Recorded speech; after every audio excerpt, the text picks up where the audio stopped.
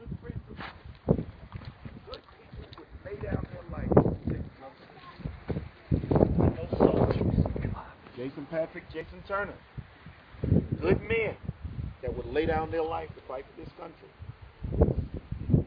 But it troubles me when I see us blaming the wrong people. And why did I bring up police officers and soldiers? For the most part, they follow orders. And with most of them, it is their belief that the orders that they follow are lawful and legal. And they execute them. Now, I believe that most of them know it wouldn't be morally just to walk up and shoot a baby in a foreign land that we happen to be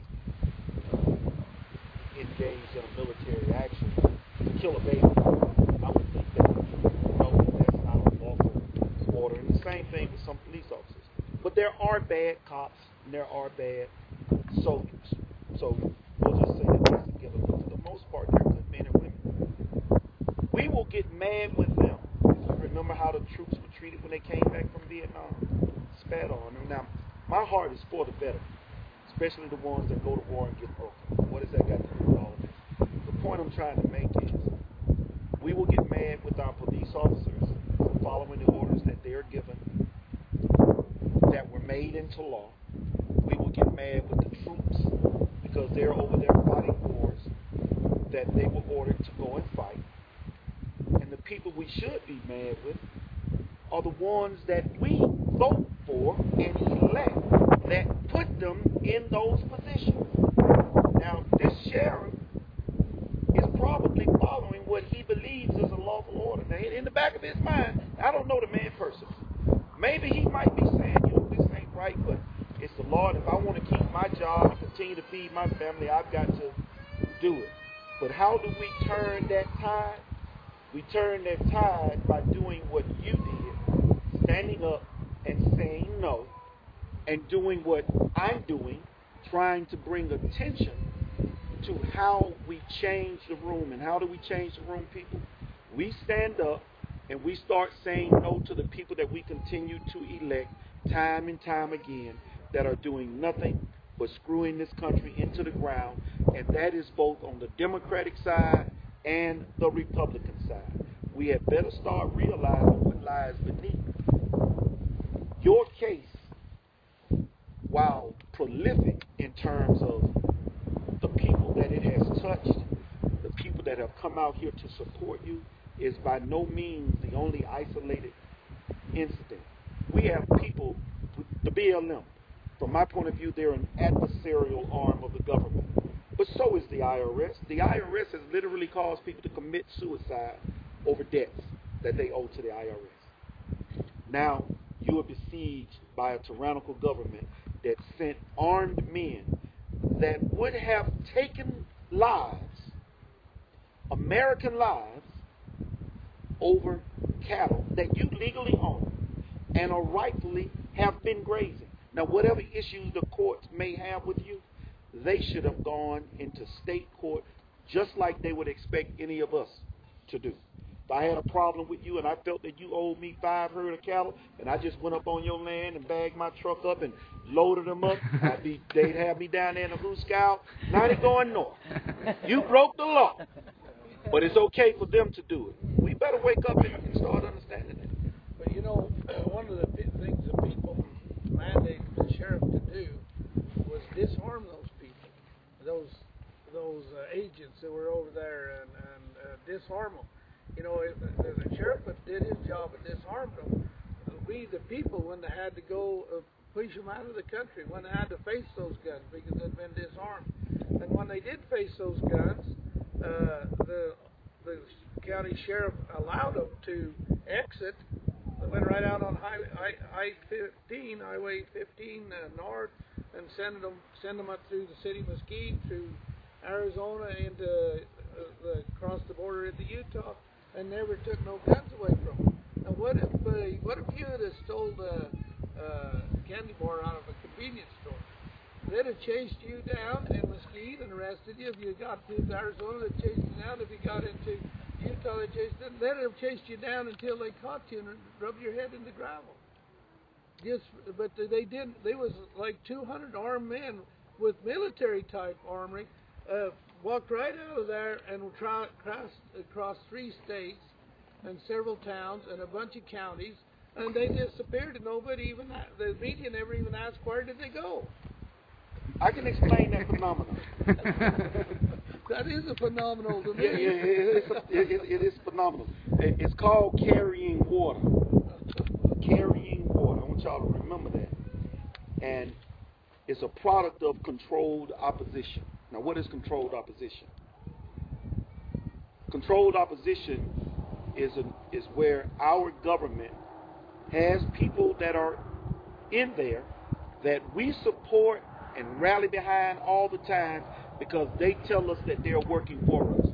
Now, if you're working for me, but bad legislation continues to pass time and time again, either you're lousy at your job or I'm stupid to believe that just because you say you're working for me and I continue to take it up the rear and ain't nothing getting better, something must be wrong with me.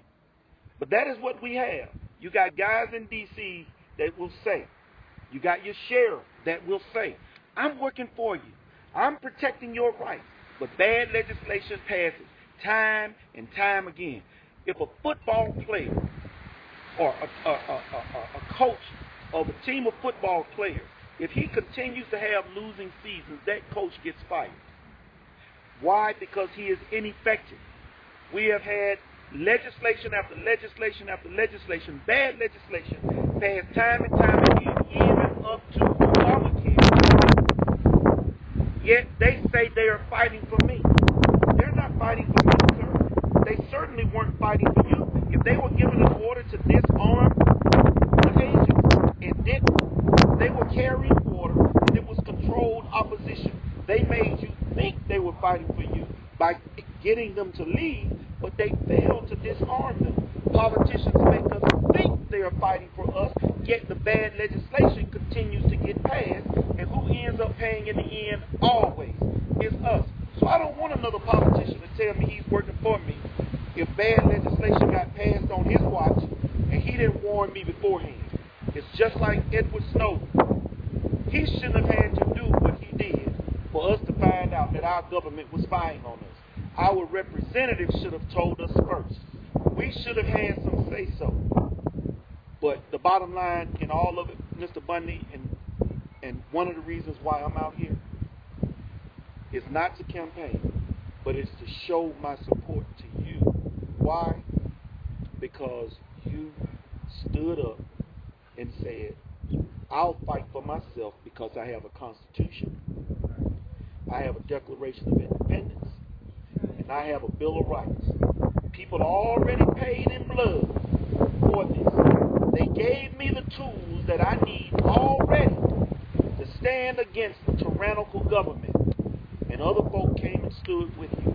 That is what America used to be. That is what America is going to have to return to. Else, we will find more and more of our rights being taken away from us, being eroded day by day. When Harry Reid said those protesters are domestic terrorists and it's not over yet, all he was doing was laying the groundwork for them to be able to use indefinite detention, which was passed under NDAA of 2011. If you're a domestic terrorist, let us go and detain you and bring you to a trial so that you can fight what we know we're doing is wrong and violates your constitutional protections. And I know that they set us up, they set we the people up.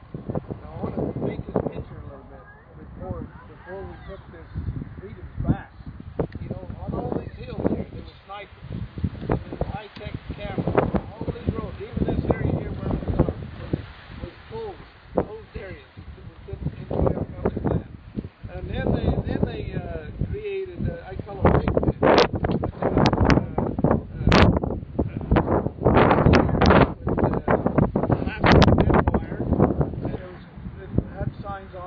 Said what? First Amendment. First free speech area. Free speech area. Exercise your freedom. In the pig pen. In the pig pen. So they had two little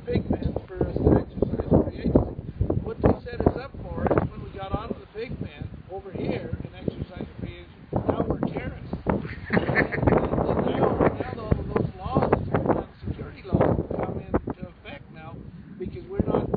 Like I said, inside we're out, and so now legally they figure they can do whatever they want, unlimited power, and that's set us up to be, and that's where they really expected us to be. But when there's so many of us, and another thing, it's interesting. Most people don't understand this, but in the salvage, we salvage from the compound up there where they had their army. Guess how many handcuffs they had? They had a couple of boxes of handcuffs with these plastic zip locks, and they were put them together. And there was a couple of boxes. They was figuring on arresting at least 100 of us.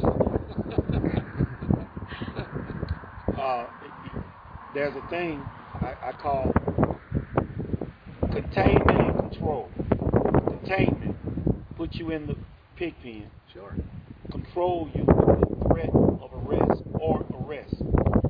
That's interesting because it reminds me of what they did to the senators and the congressmen that allowed the government to pass legislation that allowed them to spy on us without a warrant. What did they do? For containment, they told our representatives and senators, shut up. You can't talk about this. If you do, you'll be guilty of whatever House rules or orders that they had put in place. You'll be guilty of violating that. That is the reason that many of the congressmen and senators stated as to why we weren't warned about what Eric Snowden told us. And I said to him, well, sir, you violated your right then. How can you allow an executive order or a House rule or any legislation that's contrary to the Constitution to keep your mouth shut when it comes to protecting the Constitution that you swore an oath to obey? See, I don't understand that. And so that, again, was containment and control. But Edward Snowden did their job for them. He warned us. Now we know. The legislation was passed, and we didn't find out until after the fact, and we wouldn't even know about it if it wasn't for Edward Snowden. See, these are those what lies beneath things that many of us miss, and I call it low-hanging fruit. A lot of people will get caught up into conspiracy theories, but I understand, and I make full use of low-hanging fruit. What took place out here was low-hanging fruit.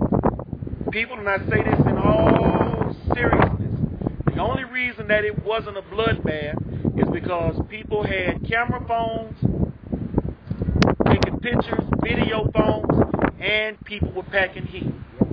When you stand up and you say no, that is something that the government has not been able to contain first or control. The only thing they could have done was send it into a situation of out of control, and then the whole world would have seen it. You want to know of another situation like that in history? During the Civil Rights era, when Martin Luther King marched with the protesters, and they sicked the dogs, billy clubs, and water hoses on them. The whole world saw it. You see, we had the TV out there. The whole world saw it, and they saw the backlash. This is why it is so important to tell the truth about what the government is doing. Because you know what, Mr. Bundy? When you expose the truth, people tend to do things a little bit differently. And that's what we need. We need an awakening. We need to expose the corruption. That's why I support you. That's why I'm out here.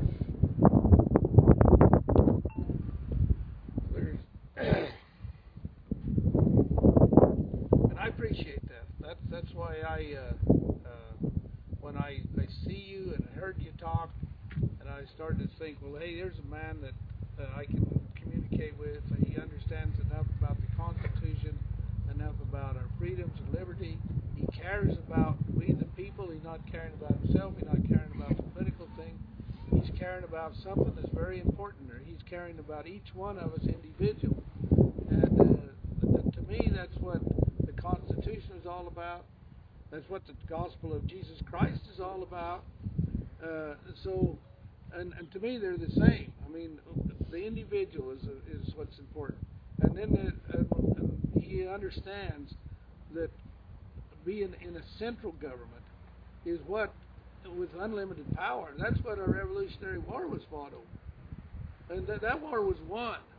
And those people, we the people fought that war, and we the people created our Constitution, which is an inspired Constitution, the best Constitution in the world. And that Constitution is the blueprint that we need to be following today here across America. And that Constitution and these free agency and freedom and liberty issues is what's bringing the interest of the world. I mean, people in this world are interested in liberty and freedom. And what was the other thing you said why they're interested? Well, I can remember. You said the other worlds, or other countries in this world are interested in this issue because they're tired of being beat down by the big government too. You know, they're tired of being second place to the United States government. And we can understand that. I mean, if say another country come over here and started to tell us what to do like we tell them, we would rebel. Let's not forget when Ron Paul was asked about foreign policy. I believe it was South Carolina, may have been North Carolina. He was booed. He quoted the Golden Rule. Yeah. Whole room full of Republicans now. He quoted the Golden Rule. Why don't we treat other people the way we want to be treated? And he was booed for that. Sure. I would not be doing service if I did not respond to something that kind of brought me into this to begin with. That's on the issue of race. People have tried to paint you as a racist for expressing things that I've talked about in the black community for the last 8 years. When I first started making YouTube videos, part of my motivation was to get black people to understand you don't have to be the victim of our government. Because that is one, you go into the black community, that has always been one of their gripes. It's the government, it's the man that's keeping me down. But now they got a black president, and things in the black community hadn't gotten any better overall. You listen to the people up there in Detroit and Chicago, they'll bear testimonies that one guy from Detroit said, Mr. Obama, why don't you just quit? Because you ain't made life no better for us. So to keep the issue, the true issue of what's going on out here over liberty and freedom, they take the fact that you use the word color, and try to run with it and make it into something else.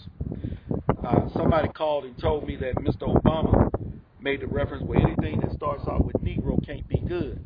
Little history lesson. In Spanish, I think Negro is black, so it just means black. So I ain't got a problem with the term Negro. And secondly, anything that starts out with African American, and for those of you that don't know me, if you look at my videos, I hate the term African American. I'm an American citizen just like every one of you out here. And when somebody looks at me and refers to me as African American, you have subdivided my liberty and freedom. My forefathers and ancestors fought and died for this country too. In the Civil War, they fought in civil rights. So we've been here, neither I nor my father or his father before him has set foot in Africa. I ain't lost nothing in Africa. Africa is a continent anyway. It doesn't even offer citizenship status. So if you're going to call somebody a hyphenated name or whatever, at least let it be from a country, not the whole doggone continent. So African American is about the dumbest thing I've ever heard. Now, press, y'all take that and run with it. So I just wanted to go ahead and deal with that. People need to understand this is about liberty and freedom. The press makes race matter to us because we allowed them to. It is a tool in their toolbox. And as long as we continue to focus on that, we won't see that we're being robbed on a daily basis of our liberties and freedoms by a government full of people that we think are working for us, and there are some that we know aren't. Harry Reid is one of them. Okay, now, I'm going to try to venture here. I'll probably get in trouble. That's all right. But I've got a question to ask you. Martin Luther King, Reverend Martin Luther King, had a dream. Okay, so he had a dream. Mrs. Park took her place in the front of the bus. Okay, so we understand her place was in the front of the bus. And that when Cliven Bundy comes along and looks at this picture here, Martin Luther King, a dream, and her place in front of the bus, I said, no, she didn't fulfill his dream. What was his dream? His dream was that one day all men of all colors could join hands together and sing. Okay. That was the ultimate that he was looking for, where we were judged not by the color of our skin, but by, now let me hear what I'm about to say now, but by the content of character. By the content of character. We all have to be good people. And you know, some of us can be downright pricks. Judge people based on the content of their character and not the color of their skin. That was his dream in a nutshell. Okay, now let me see if I got his dream right. Okay, so what you said, and I said he had a dream, and I said that Mrs. Park had her right seat in front of the bus. And I'm saying that wasn't his dream. What his dream was that she could have any seat in the bus. It was not what he's dreaming. She could have any seat in the bus. And then there's no question about it. And isn't that what we're really after when we talk about equal rights and all this? That everybody can have the seat in any place in that bus. And that's what Cliven Bundy's saying. If people judge you by the content of character, then you automatically, as a given, have equal access. If you are of good character. Now, there are some people that don't deserve some things that will infringe upon your personal freedoms. If somebody walks into my house and they proceed to curse and raise hell, I kick them out. They don't deserve access to my home. I've made a judgment call based on their character and kicked them out of my house. But anybody that is well behaved and understands common decency and respect, I don't have a problem with them coming into my home, sitting down and supping with me. Martin Luther King was at a time where just because I'm black, I don't want you in that front seat of the bus. Not because you're a female, because you're black. That's the difference. He was trying to get, and that's what people saw.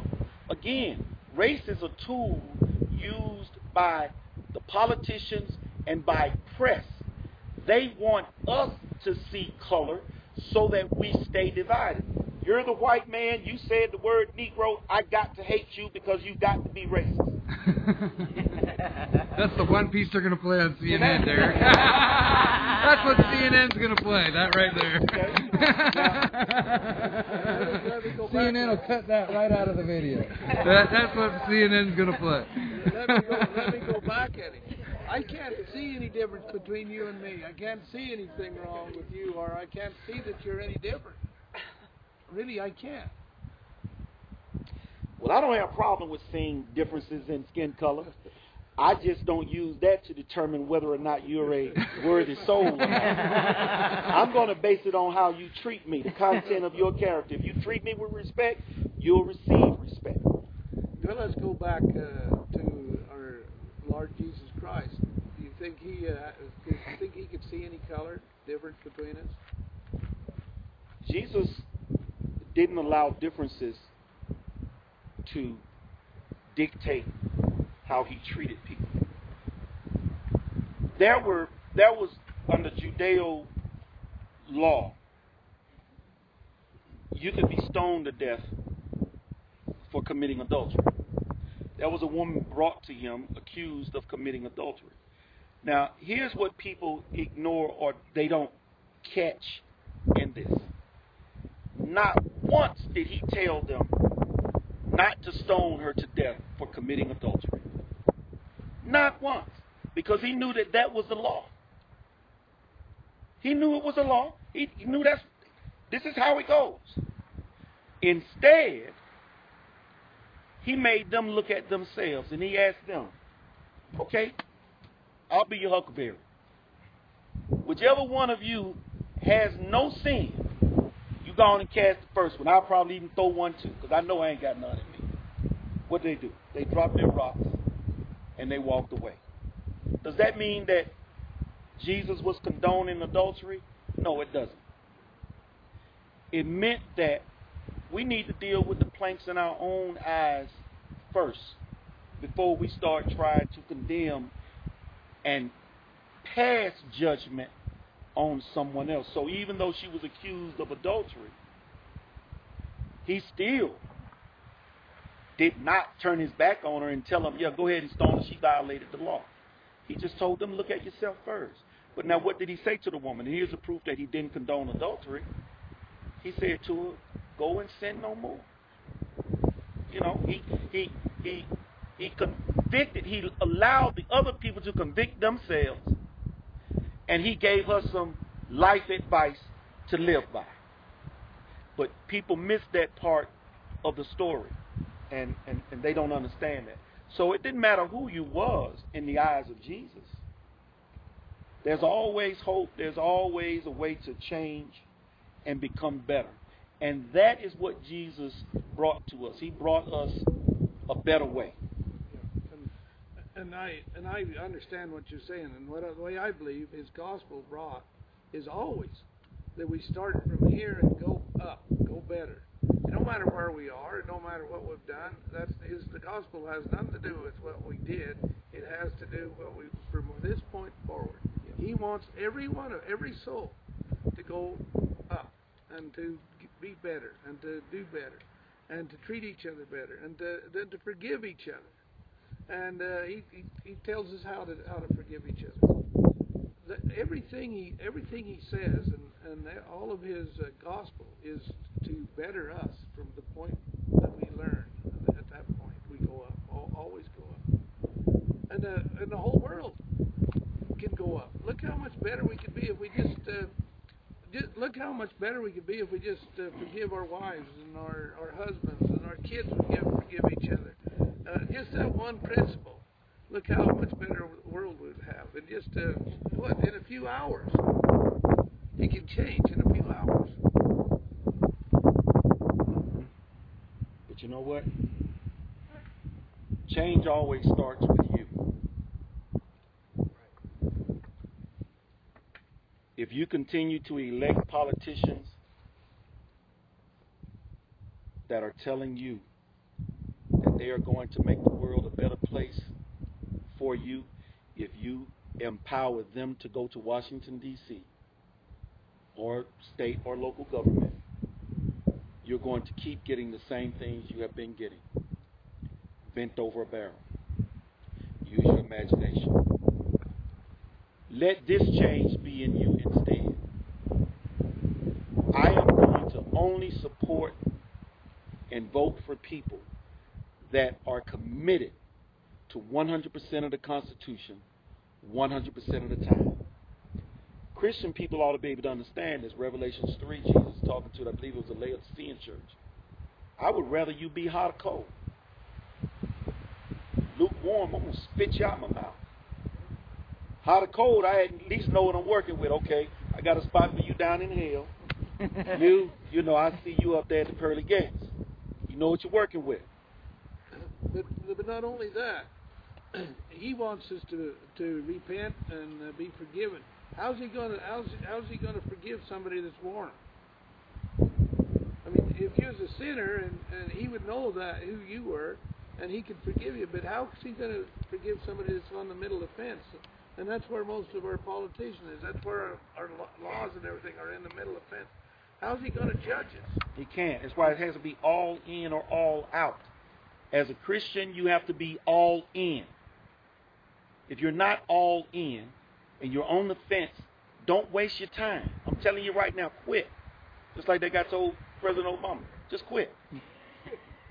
And if you're going to vote for somebody, you need to vote for somebody that is all in on the Constitution. I got guys that I'm I said I wasn't going to talk about that. There are guys I have heard that are bragging that they have a 90% constitutional voting record. What if the other 10% violate 40% of your constitutional protections? Is that okay with you? Then why would you vote for him? Why? I don't understand it. Can you explain it to me?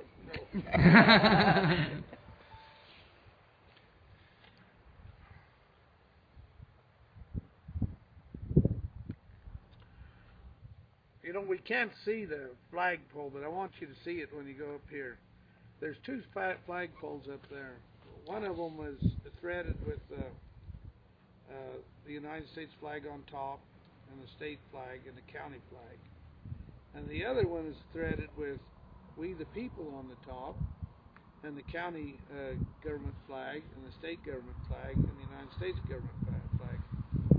I'd ask you, which is threaded correctly according to the Constitution? The latter. Okay, and why would that be? Because we have a representative, or we're supposed to have a representative form of government for the people, of the people, by the people. I tell people, I am the servant. You are the master. The power belongs to the people. We have failed in that we have yielded our power to those in D.C. How do we take that back? Right now, we still have the ballot. We got camera phones, and we still have the right to bear arms. Let us use the ballot while we still can, before they take even that away from you. The power belongs to the people, not to those in D.C.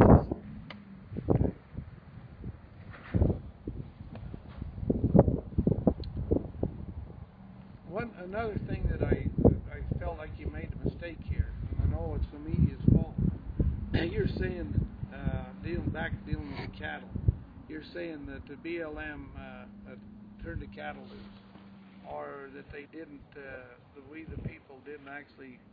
Maybe I misunderstood. But you know what I wanted to make sure you understood is this group of people that was here. They went up against the BLM army. Yep. And they pushed the BLM army out of the state of Nevada, and then they opened the gates, and the cattle come out. And you know, the media makes it sound like the BLM backed off and opened the gates and everything's just fine. No, that was we the people did all of those things. I think there's one right here. Or did you help open the gate? Mm-hmm.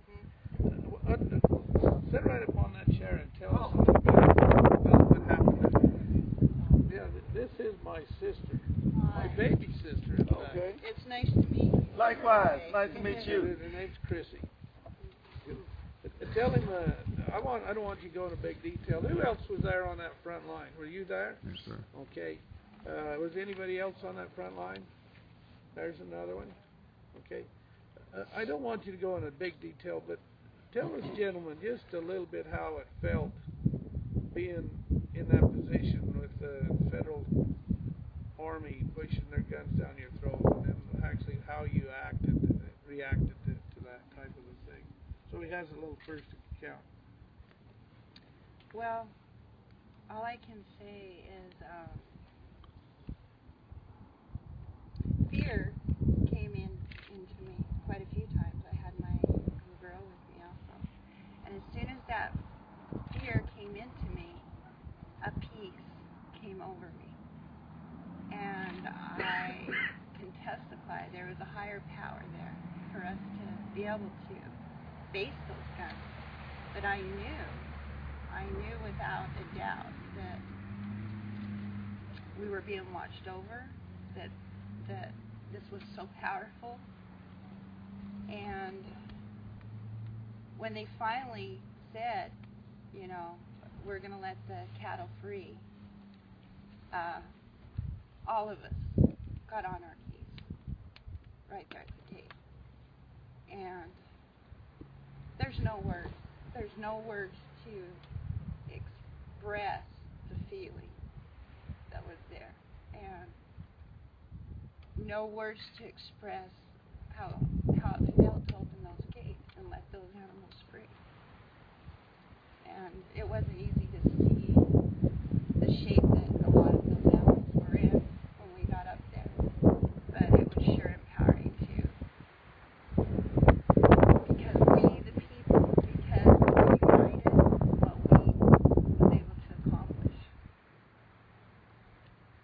Standing together and with God by our side, the power and the strength and the braveness that we had. And I can't say that, fear didn't come into my eyes, into my head, but the minute I would feel that fear, a peace would come over me, and a strength, and it was a beautiful day. It was a beautiful, united feeling, and that's what we need, to stand together and be united. And anything's impossible. With God, everything's impossible. I don't know if that's what you want me to, you were asking. Well, I just wanted him to get the feeling of really somebody that was there that really... I never addressed that issue. The only thing that I spoke to was the BLM and their overreach, and that there are some other things lying beneath the lies that they were telling as to why they wanted to confiscate your cattle, which was my concern. I want to expose the corruption.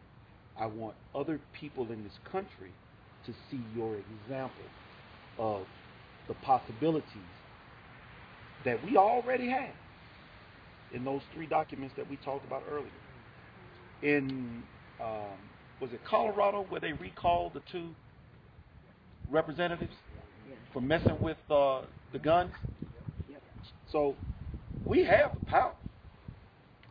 We just have to, as you just said, unite and act upon it. And stop voting for those people that claim they are fighting for you but are ineffective, and stop voting for those that are not fighting for you and that are up there taking away your liberties and your freedoms. Also, I would admonish you to recognize that both parties, I call them the royals in the parties. They are the elitists. They are the ones that think that they know better than you. They are the ones that stood up like Mr. Harry Reid and called the supporters of Mr. Bundy's domestic terrorists. They are the ones that will say, this is not over yet, implying that we're coming back. Harry Reid even added another word to it. He said domestic violence terrorist. He added the word violent to it. In other words, he wasn't good enough for this domestic terrorist. There was no violence. There was peace.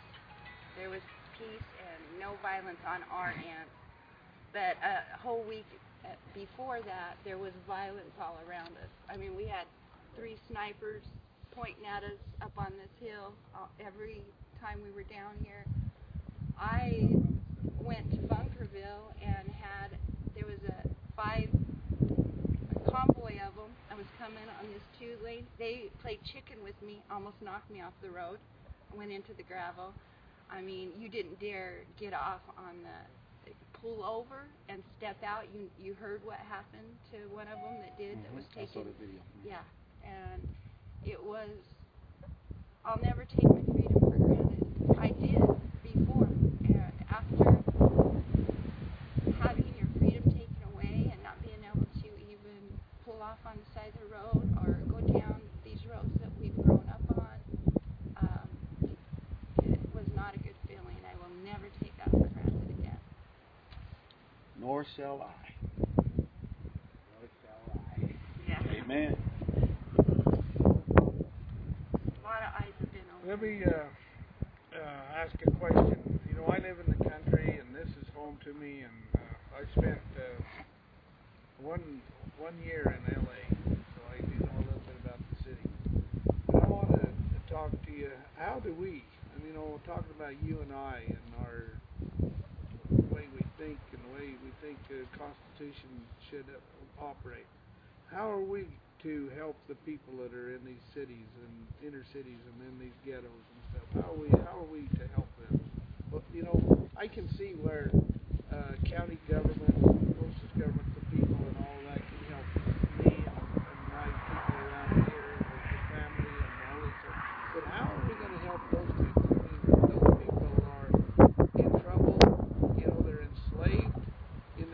education, and how are we gonna, and it's not one race, it's a whole bunch of races, and they're in that kind of situation.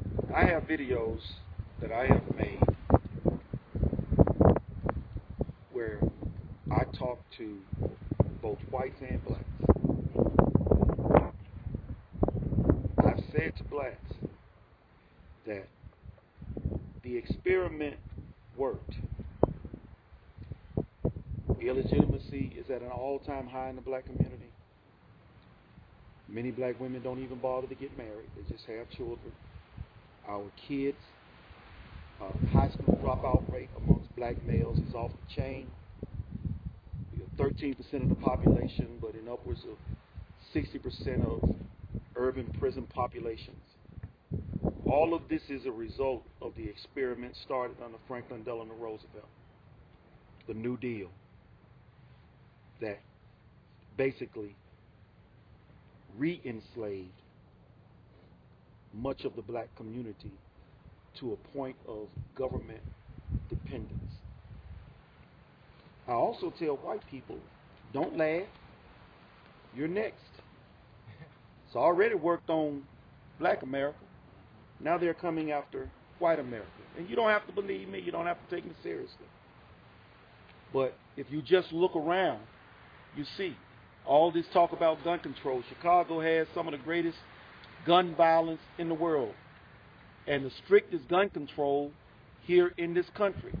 Yet, black on black gun violence is off the chart. Has not gotten better in spite of gun control. So one has to ask this question. If gun control doesn't work in Chicago, how is it going to work for the whole world? It's not about the whole world. It's not about violence. It is about keeping you from being able to defend yourself against the tyranny of the government. Who owns most of the guns legally in this country? Middle-class white America. You're more than 50% of the population. Therefore, you own most of the guns legally. Gun control is for you. Gun control is not for crook control, because crooks don't give a damn about gun control laws. They're crooks. That's what they do. To answer your question, people like us that understand liberty and freedom, we have to stop voting for people that take away access in exchange for handing out giveaways. When we stop electing them and start bringing equal access and opportunities back to America, like, for instance, getting rid of trade agreements that allow for companies to offshore jobs overseas. They used to be American jobs. Getting the government out of the way of business. Now, from what you were telling me earlier, they offered you a deal where they were going to put somebody in charge of telling you how many of your cows you'd be allowed to keep. I've talked about government ain't got no business in the farming business, let alone the cattle business. We need government out of the way, less regulations. If you get government out of the way and allow the American to go out and innovate and build things, if you get government out of the way with excessive regulations and taxation, if you get government out of our educational system and allow people in the local communities to determine what's best for their children in terms of education, opportunities will return to this country, and people will once again have equal access to those opportunities. And here's the thing that amazes me that we can't understand. All those that are in favor of amnesty for illegal immigrants, if that happens, let's say tomorrow, there won't be a job for your teenagers at McDonald's. That's just the truth of the matter. Our social services will probably implode. We just don't have the resources to allow it. What we need to start working on, sir, is getting those people in D.C. that implement those policies that enslave people. And now, again, they're not just working on black America. They're working on the whole of America, which is why you have become one in a long line of farmers in this area that are falling victim to government intrusion. That's the only solution, sir. We got to stop electing them. We got to start firing them. You know, 20 years ago, I said the only way we're going to get rid of these bureaucrats would be to quit paying them. But 20 years ago, we didn't get rid of them, and we've paid them for 20 years, and now we're $17 trillion in debt. I was right. If we'd have got rid of them 20 years ago, we wouldn't be $17 trillion in debt, but we didn't, and now we're $17 trillion in debt, and we're still paying them wages, and we're still going to retire them, and we still have medical programs, and we still can't afford them, and what are we going to do? It's time to send somebody in the room that's going to change it. That's going to go in with a flashlight and a whistle and a broom.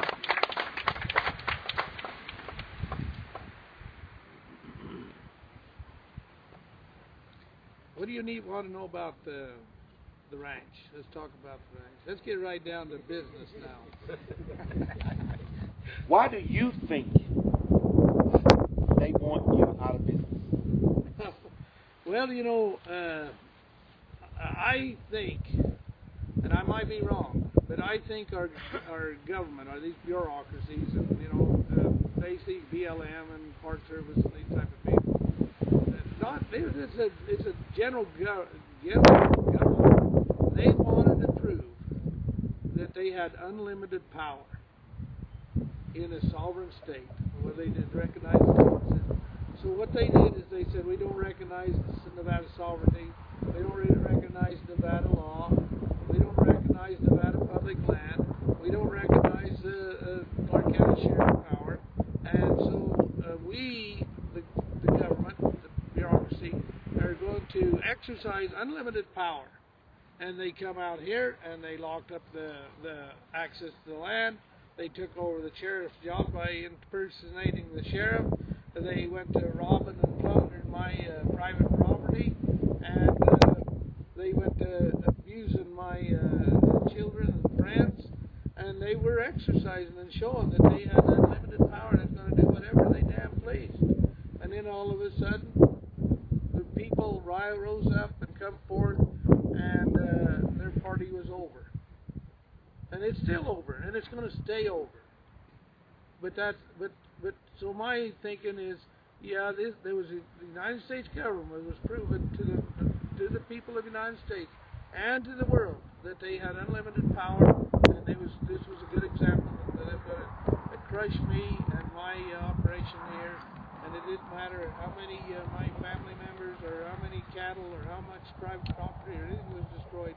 They was here to destroy me for that purpose. Now there are all kinds of other theories, the Harry Reid things, and on and on. And maybe they have a part here, but I have no proof of that. Well, there was some documentation online that they tried to get rid of, but some people were able to get screenshots of that. I believe, based on what I've seen and what I've researched myself, that there are those things underneath, ulterior motives for putting you out of business. And I also believe and accept what you just explained about them exercising that unlimited power. That was another test of the waters. Connecticut, registration of assault rifles and high-capacity magazines, a blue state, making it more pliable to force these people to register their guns or become instant felons where they won't be able to own guns. The sheriff in California quoted, saw the video, words out of his own mouth, our officers don't carry weapons as a defensive means. We carry them to show power and force so that we can do our jobs more effectively. Well, sir, what about the people that were at the Bundy Ranch? Theirs was used merely as a defensive means to stave off the government. So your added statement that guns are not a defensive weapon is total bunk. Because it was the fact that you were able to defend yourselves out here that kept the government at bay. So these are things, and then Boston, the Boston bombing. 2 crooks locked down the whole city. Two crooks, they locked down the whole city. So these are just things that we need to be mindful of, sir. Because if we don't stop it, it'll continue to happen. But when it does happen, we need people like yourself to stand up and say no. And I tell you this, after the 20th, I will be back so that I can spend more time out here and learn about what's going on and get the word out to the people, because it's important that the people know. And I'm sure they all appreciate the fact that you're taking time so that they can hear for themselves what we call free press and not yellow press.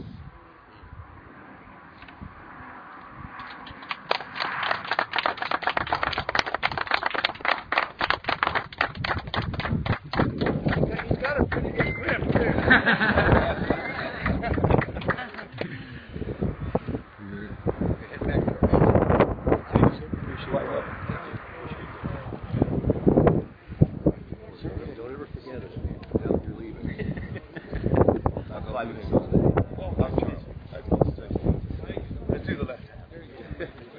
Thumb's gone. All right. I can hold that hand. Good. All right.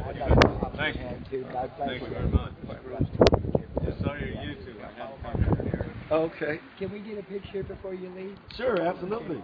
You asking me, Barbara? Well, you want to get this? Well, I'm all right. But I'm trying to make a living for a while. I'd come back and make sure you guys still had her together. We're still going round and round. Good.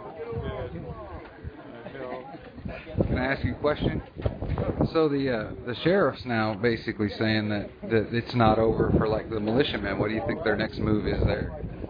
It's not over for the militiamen. Yeah, he's saying that they have questions that the guys that pointed guns or whatever, that they're now domestic terrorists or whatever they want to question them.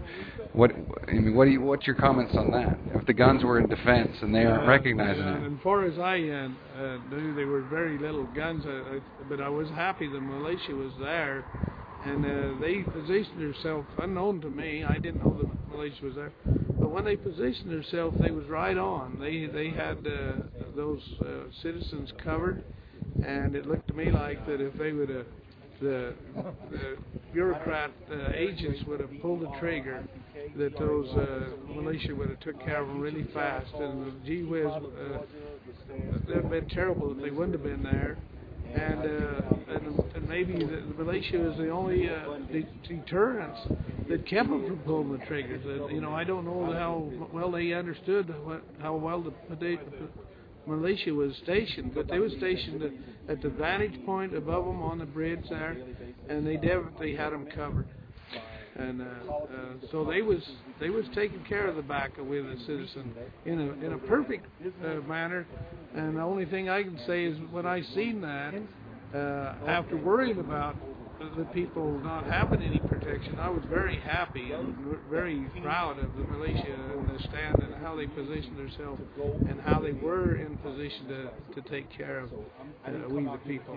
And they've been taking care of we the people from the point that they arrived until this point now, and we're still not comfortable without them. So, I hope they stay. I'm not telling them to stay. I never ask them to come, but I hope they do stay for a while. Maybe a year or two.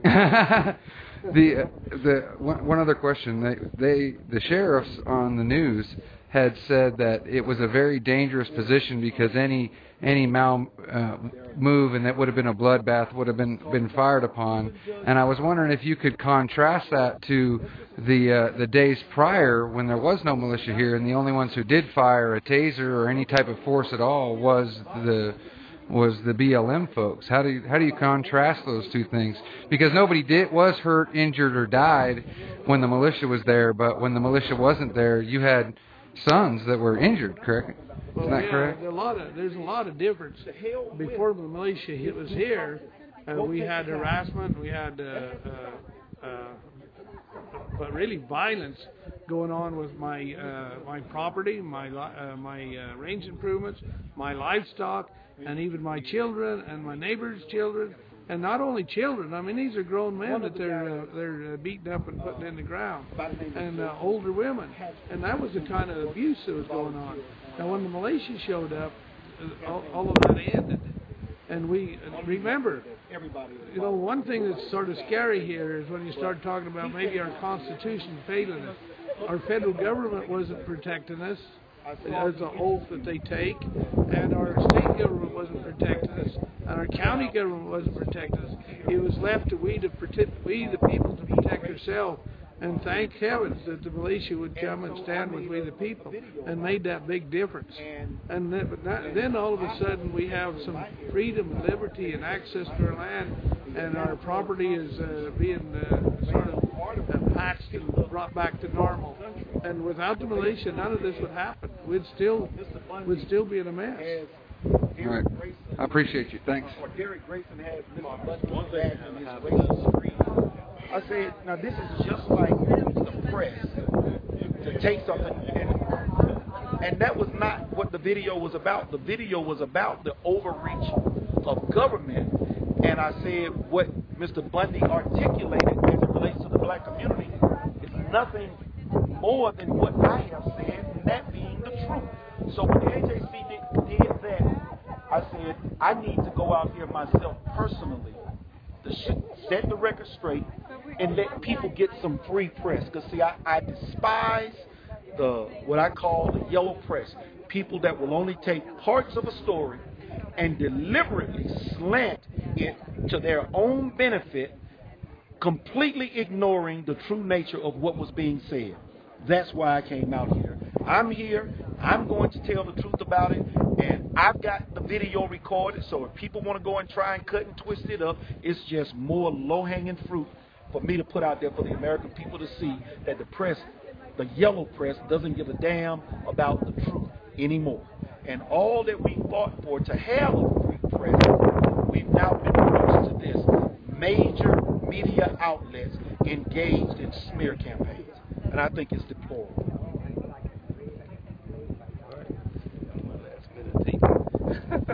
I haven't changed things, sir. Yeah, we got some information somewhere. Were y'all here too? Did y'all record the interview? Oh, you just got here 10 minutes ago. Okay. All right, then, Barbie, you need information. Move to. I can, in my camera bag, I can get it. Okay. If they're ready with you. Yes. Jennifer Kastner, Channel 13 here. If you'd like to do another interview. Sure. Derrick, when you spoke to Cliven Bundy earlier, did he talk about what y'all would be doing later today? No, he did not. He did not? Oh, okay. He said we're going to a press conference. I didn't know we were going to be doing what we just did. Oh, very good. Your first and last name?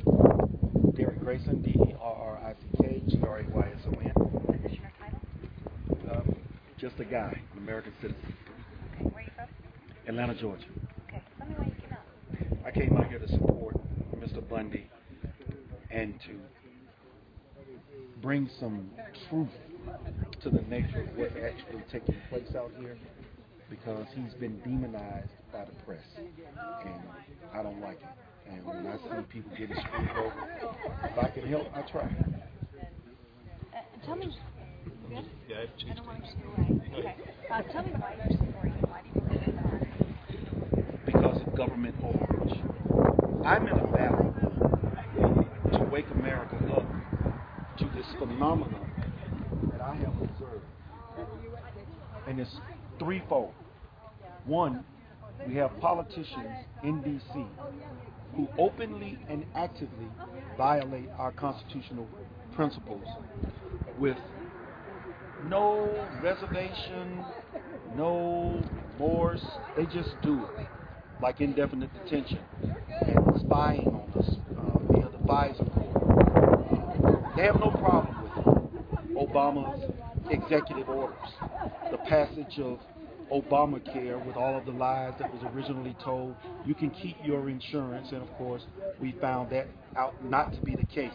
The fact that those politicians allow for themselves to be excluded from Obamacare, but were going to force us to participate or be fined. So I have a problem with that type of hubris. Secondly, is politicians that claim that they are fighting for us. There are a number of them, and my thing is, if you're fighting for me, why are things not getting better? Well, because they won't warn us. They operate in a vacuum, in secrecy, and they pass bad legislation. When it's passed, we just happen to find out after the fact, like with Eric Snowden. If it hadn't been for him, we wouldn't have known. And then the third and most egregious of it all is the people responsible for those being in D.C. to do what it is that they're doing to us. And that's the American people. I'm trying to get them to wake up and stop drinking the Kool-Aid. Now, the Kool-Aid is provided on a silver platter by what I call corporate-backed media. All the news outlets that are owned by the corporations that funnel money to PACs and super PACs that provide it to the politicians who get elected, who then run ads with those media outlets, sending that money right back to the ones that they got it from in the first place. I call that the circle of loot. The problem with this Kool-Aid is the press will give us the slant on the story that they want us to have so that we are manipulated into voting for the guys that they have chosen to be our leaders in D.C. I'm trying to break that cycle. How do you break that cycle? By telling people the truth. How do you tell people the truth? I said I'm not out here to campaign. I think we need somebody in D.C. that will go into the room and expose the corruption, not operate in a vacuum. And that's going to require two things, well, really three things. A person that's willing to go and name names. American people, John Doe is trying to screw you with this piece of legislation that he just brought forward. If you're in his district, fire him first. Don't let him put this legislation forward. That's how you involve the American people. That's how you empower the American people. You tell them what they're doing to them. Then dealing with the second one that I mentioned, the controlled opposition, those that say that they are working for you but aren't really telling you anything. Expose them too. Tell them you're not interested in them not naming names anymore. You insist that they involve you in the process because they are the servants. The people are the masters. And then the third thing, and that's kind of where I come in, I'm going to tell people the truth about what's actually taking place and not something that's going to manipulate them one way or another. Mr. Bundy said what he said. There was nothing racist about what he said. Black people have been screwed over by this country, the government, and their policies, which has led to another form of enslavement. And I've already talked about the high incarceration rate, the war on, they call it the war on drugs, but it's really the war on blacks and other minorities and poor whites. Okay, our educational system sucks in many urban communities, and now we're in Common Core, which is going to hit the whole of America. So these are just some of the things that I want to talk about. By being here and talking with you guys, you're getting the real deal about Mr. Bundy. The man is not a racist, but that's what the press wanted them. They want Americans to believe. Why? So that he is discredited and that the press and our politicians in government can keep on moving forward with what they're doing because nobody will now pay attention. On the heels of that, a number of politicians pulled out from supporting Mr. Bundy after those comments that were perceived by some to be racist. You're choosing to still support him secondary to those comments, but you're one of the few. It's called having cojones. Let's talk about the armed militiamen that are here. Yesterday, Congressman Horsford reached out to Governor Sandoval and Senator Dean Heller and our local Sheriff Gillespie here, saying we need to get these militiamen